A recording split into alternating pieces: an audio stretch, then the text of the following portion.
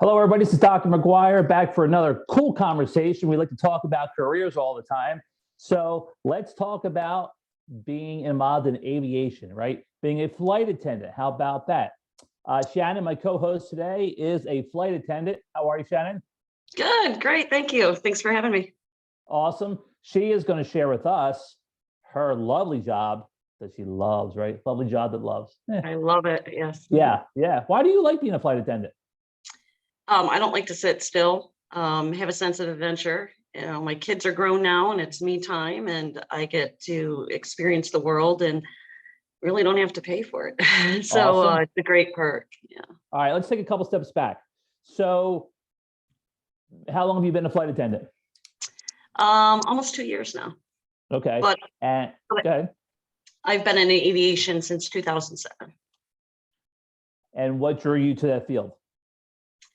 Actually, a career day in elementary school since I was a kid. I just always knew it was what I wanted to do from the time I had my first flight, and just wanted to grow up.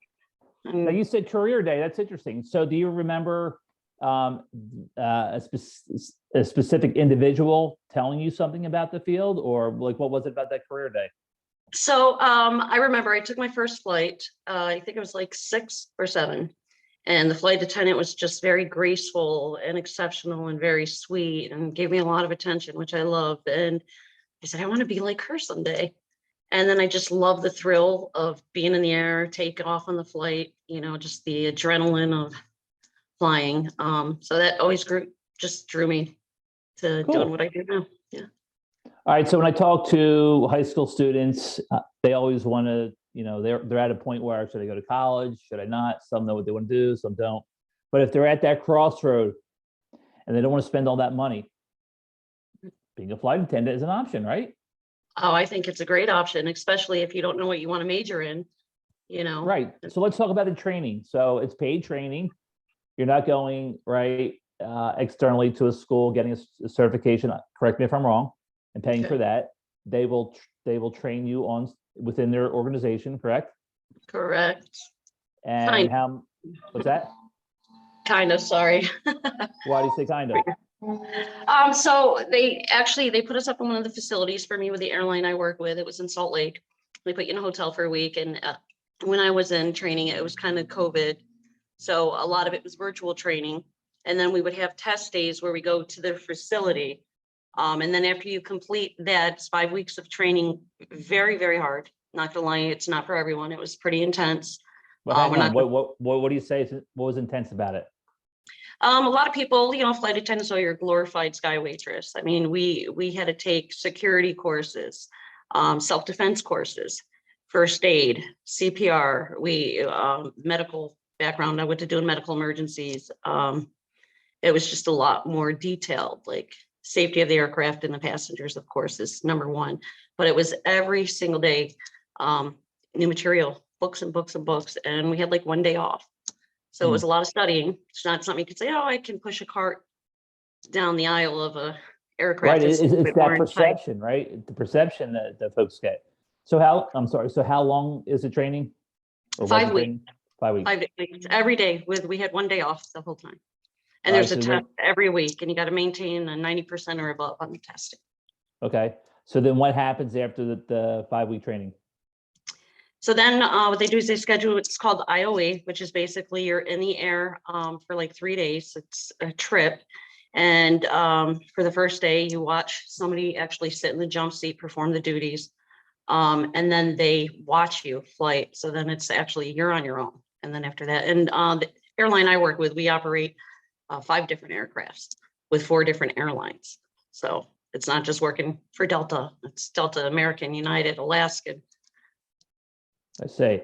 So what are some of the things that you like about it? And then we'll get into some of the things that maybe you don't like about it. I love just getting a free hotel, going to different cities, experiencing, and we do some international trips as well. I like that you work with different people. So you'll have the same crew typically, for instance, on a 4-day trip. And then the following week, you'll work with entirely different people. So I like that it's not so mundane. Every day is different. Every personality is different. The perks I get, traveling on 4 airlines on my personal time, take me all over the world. And it's something I couldn't afford probably at a regular job. Like most of us, right? Well, So, yeah. so what are some of the things that you don't like, or, you know? So yesterday, right now, I'm currently on day 3 of 4. And my first day at work, I literally spent 7.5 hours, almost 8 hours just in the airport in between flights. So longer layovers, sitting in the airport, not a fan of it. Of course, when you get mechanical issues or something like that, but the longer sit times are pretty difficult. So what do you do during that downtime? Read a book, socialize with the crew. If they have crew, it's called a crew lounge. If I'm tired and need a nap, sometimes they have what they call a quiet room. It's just like recliners. You can just kind of take a nap. The lights are out. Nobody talks, so, or just walk around the airport to get my steps. So what are some of the favorite spots that you went to, that you've flown to? Oh boy, San Luis Obispo is very popular. Where It's is that at? California. It's in Oh, California, and it's right on the coast. The hotel they put us up in is like a 4-star hotel. It's right on the beach. Literally walk off your patio down the beach. I'm in Omaha now. I don't know what's going on outside. Sorry, but so that's really nice. And there's a place in Denver called the Drury. They put us up in, and it's a suite. And you get like bath salts in this jacuzzi tub in the middle of your room, all marble. It's really nice. Tulsa is nice because their zoo is amazing. And when you have longer, like 17-hour layovers or whatever, you have time to explore the cities. Like Omaha right here around the corner, just a block for me, they have a free art museum. So I can't really say there's too many places that I've been that I didn't like. how about Sacramento's not a favorite. international? Oh, international, I've done Canada's nice. Vancouver was nice. Kiefer Sutherland, I'm sure not everybody is going to know who he is. I'm sure you do though. I do. But he was filming a movie there. They film a lot of movies in Vancouver, was nice. Calgary's nice. The only international we do is Bahamas, which I've yet to do, Mexico, and Canada. So mostly the Canada overnights are the only internationals I've done so far. Okay. So if somebody is interested in going into this field, what would you suggest? Like, what kind of person do you have to be, in your opinion, to go into your position? Team player is very important, as with any job. So how the FAA is, you have to have 1 flight attendant per 50 passengers. Our aircrafts are from 50 to 76 seats, so we don't have any more than 2 flight attendants, but you have to get along with people. That's important, of course, with any job. It's kind of a no-brainer. You have to be pretty patient and empathetic. A lot of people aren't just going on vacations, they're going to funerals, they're going to weddings they don't maybe approve of. They're going to say goodbye to somebody or hello for the first time. So you kind of have to be empathetic to the passengers. And they're different, sometimes irate behavior. I think having a sense of adventure, again, it's not for everybody because you're typically home. For me, I do 4-day trips, 4 days on, 3 days off. You can play with your schedule, but you're away from home a little more often. But for those that have that kind of adventurous side and wants to see the world, I think it's ideal. So I'm assuming that it's not the best for somebody with a family.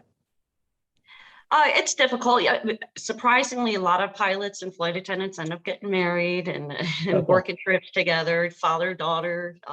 There's a lot of that within our company, but yeah, it's not for everybody. It's almost I would say almost similar to being married to a soldier or somebody that serves. It's just not there. Yeah, all the time. Do you have any If you have little ones, situations? it's hard. Yeah. Any situations where what's the most challenging situation you've been in? Intoxicated passengers, without a doubt. Really? So 1 drink in the air is actually 2. As Drinking far in as the how, air? yeah. So if you have, let's say you have an alcoholic drink, Yeah. Oh, 36,000 feet up in the air, and you have the same drink on the ground, it's going to feel like 2 on the ground versus 1 because of pressure and elevation. A lot of people will have a couple cocktails before they get on the flight at the airport. We've had people try to smuggle their own alcohol, and you can't drink your own alcohol on board. It's against FAA regulations. But intoxicated passengers, the gate agents and flight attendants are supposed to, kind of keep an eye on them. The mask mandate that we had, that was difficult I'm because, sure. it wasn't for everybody, but it was FAA regulated. We had to wear masks. I mean, we had to wear them for 12, 14 hours a day. I don't know, just there's certain cities that we go to where there's just, not to stereotype, but just the personalities, their expectations are a little bit more, Mhm. from us, like Burbank passengers, just like carry my bag, it's like hold my dog. Oh, that's funny. Any an emergency landing situations where you had to apply all of your skills and training? I've had a medical emergency Hmm. where we had to administer oxygen, and I was a paramedic prior to being a flight attendant. And right out of high school, that's what I chose, and that field just wasn't for me. But we have diversions all the time, which is if we can't land because of weather or fog or something, we have to divert to another city that's not anticipated. But I have yet, knock on wood, had an emergency landing. But I have had to use my medical expertise and a couple challenges here and there. Hmm. What options does one have if in your position for a couple of years and they wanted to move upward? Is there opportunity or not? That is a great question. So our company, there's a shortage all over any airline. I'm sure you've seen it all over the news, for pilots especially. So what my company, I work for SkyWest Airlines. We are the largest regional carrier in the world, established the year I was born, 50 years ago. Um, just Uh, throwing that out there. They pay now 60% of schooling, where a lot of people have said, I always wanted to be a pilot. I want to do this. Well, with our company, they'll pay towards your education to do that. So yeah, there's lots of room for growth. I mean, for me, I was on the ramp. I was a gate agent. I was a sky cap. I worked out of Philadelphia. I worked out of Vegas, just being in aviation, I kind of built my way up. The goal was always to be a flight attendant.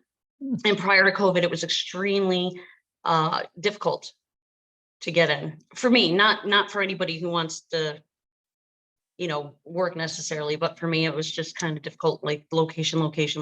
But there's room for growth. You can even work in corporate office, you can do crew scheduling where you just set up our hotels and shuttle buses and our schedules. And so there's a lot in aviation in particular. There's so many different opportunities to do so many different things yeah, to that's good to change. know. But why do you think there's a shortage though? Even not only in your industry, but overall, but we'll say your industry. Why is there a shortage? I think with COVID, a lot of the companies went bankrupt.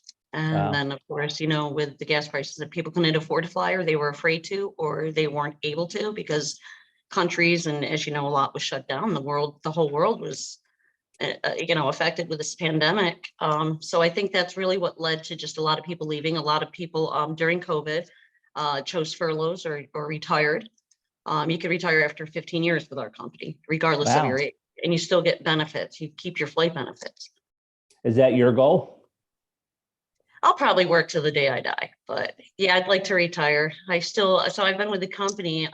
Again, I've only been a flight attendant for a little over a year and a half now, but I've been with the company almost 7 years. So Okay. halfway there, You halfway got there. 7 more to go. That's great. That's it. Yeah. So on a side note, what would be your suggestion to high school students and or college students that are not sure what they want to do? With that said, go ahead. Tell me your thoughts on that. I'm putting you on Um, the spot. I don't want to no, put no, you. no, that's fine. For me personally, I just knew that this is something I wanted to do. I mean, I also wanted to be a figure ice skater when I was in elementary school, and I can't ice skate. Never had the figure, so that was out. But I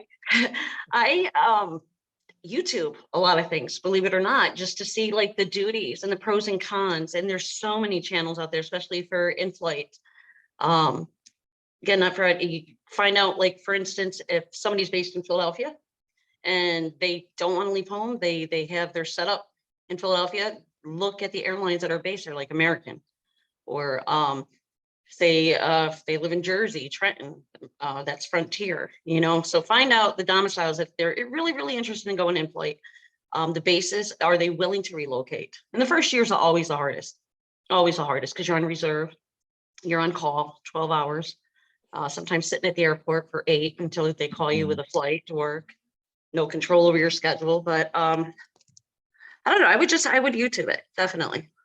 Okay. Just to see the pros and cons, Okay. Well, I know you're busy. I know you got a lot of things going on. You're in the hotel. You're in a transition here. You're sipping on something that looks good. Sorry. And any advice for those before we close out on that field, on your career, on that job? I just think, I mean, a lot of people, when they go in flight, is because of the travel. If you want to see the world, this is the way to do it. Again, the regional carriers that I work for are subcontracted with American, United, Delta, and Alaskan Airlines. So I work all of those airlines, 5 different flights. If you go mainline, let's say somebody just wants to work for American, then you just operate the one aircraft and their bases. But I don't know. I just think that if you want to see the world, if you have dependents, they can be on your flight benefits, your significant other, your parents can be on there. Take those family vacations, get out and see the world while you can, That's great advice. Let me just see real quick. You sent me a few photos. Let me just tell me if you can see this. Hang on. Okay. Now they're common. We all seen a lot of these photos, but this is your world. Yeah. Can you see that? Yeah, that's actually, so you have your forward air flight attendant in the front, and then you have your aft. And on this flight, I was in the back. So there's something called a panel. It's a flight attendant direct viewing panel. So that's how we kind of keep an eye on everybody. It's like kind of looking out a window, but it's in the back galley. So that's really your office for the day. I see this a lot. What is this? Yep, that's the galley. So those top little boxes, cubicles, those are called atlases, and they switch them out at our bases. Those will have like your coffee and your cups and your snacks, or biscuit cookies. And then the bathroom is right there on the right. This aircraft is an ERJ 175. So this is the largest aircraft we operate. 76 passengers. So 2 flight attendants on that. Yeah. Look at those smiles. That's actually my first officer on this trip. You mentioned about my drink. We just went to a place called Voodoo Taco here and grabbed some tacos for lunch. But yeah, that was San Luis Obispo. Now you told him you were taking that picture. Why?